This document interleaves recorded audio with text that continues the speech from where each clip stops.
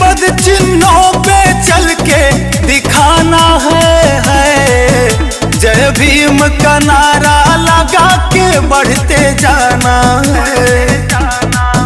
अब छोड़ो अपनी उदासी,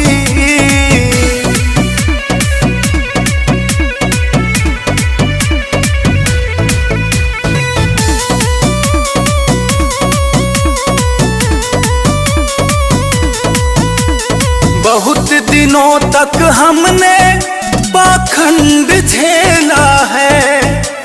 मनुवादियों ने कैसा ये खेल खेला है।